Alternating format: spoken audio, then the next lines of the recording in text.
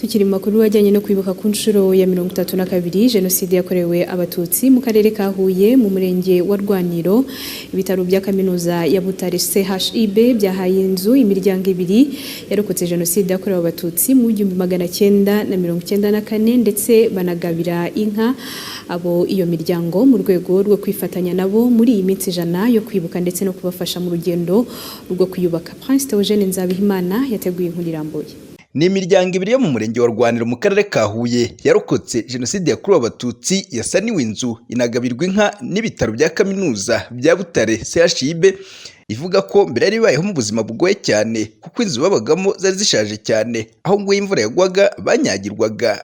Haravaga cyane yarashwambaguritse urumva haravaga cyane bikomeye.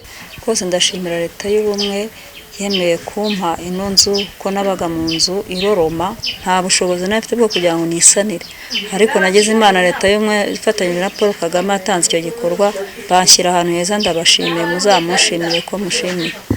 Nagiraho ndyama nkanyagirwa inzivu nkajya nimuka nkajya mbwira abayobozi mfite inzu mvira sinzi ko nzaba.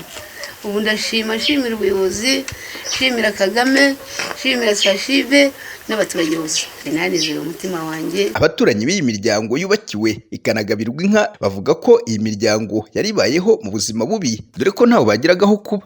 Iyi nzu bari barimo yari inzu ubona ishaka kubagwaho ku wundi n'umuryango wari ukennye rwose ku buryo imvura yagwaga imvura yahita bakayora ibiziba mu nzu hava cyane rwose nta naho guhengeka umusaya bagiraga. Rwose ndashimira abayobozi babubakiye kuko barabakoreye cyane, ntago bagiraga ahantu bahengeka umusaya. Umuyobozi mukuru w'ibitaro bya kaminuza bya Butare CHIB Dr Ngarambe Christian avuga ko iki gikorwa kiri mu nshingano zo kwifatanya n'abarokotse jenoside yakorewe abatutsi no kubafasha gukomeza kwiyubaka. Uyu mwaka rero igikorwa cyakozwe twasaniye amazu y'abarokotse jenoside yakorewe abatutsi kuko bari babaye ahantu hatameze neza, ariko tunabagabira n'inka nk'uko mwabibonye nk'ikimenyetso cyo kugira ngo bongere bagire ubuzima bwiza, bongere batwaze, bongere bagarure ubuzima, ariko banafite ifumbire iva ku matungo, babona amata bakabaho neza ariko banarara heza. Ibyo byose rero twabifatanije n'akarere ka Huye ndetse n'umurenge kugira ngo tubashe kubigeraho.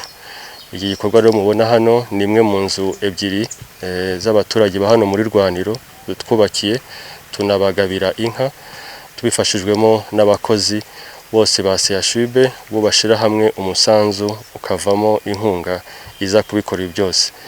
Umuyobozi w'akarere ka Huye wungirije ushinzwe imibereho myiza y'abaturage Kankesha Anosiata avuga ko ibikorwa byo gufasha abarokotse jenoside bikomeje. Mu gikorwa cyo kwibuka cyane cyane twita ku buzima bw'abarokotse jenoside yakorewe abatutsi tububakira, ntabwo turabirangiza. Ari no gusana ntabwo turabirangiza kuko mu karere ka Huye muzi neza yuko ari twebwe dufite umubare munini w'abantu benshi bahuye n'ikibazo cyo kuba bararokotse jenoside yakorewe abatutsi, kuko n'abayikorewe ni umubare munini ugera hafi ku 480 bishwe muri jenoside yakorewe abatutsi. Uwo mubare rero tugaragaza ko tugifite n'uruhare runini, tugifite akazi kenshi ko kwita no kubarokotse.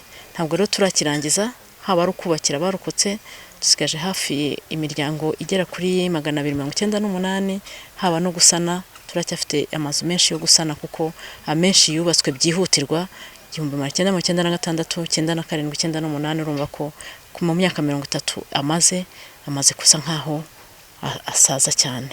Ibitaro bya kaminuza bya Butare CHIB bivuga ko igikorwa cyo kugabira ndetse no kubakira abarokotse jenoside ari ibikorwa biba bigamije kongera guha icyizere cyo kubaho abarokotse jenoside no kubafasha kugira imibereho myiza. Prince Theogene Nzabihimana, Radio TV 10, Ihuye mu ntara y'Amajyepfo.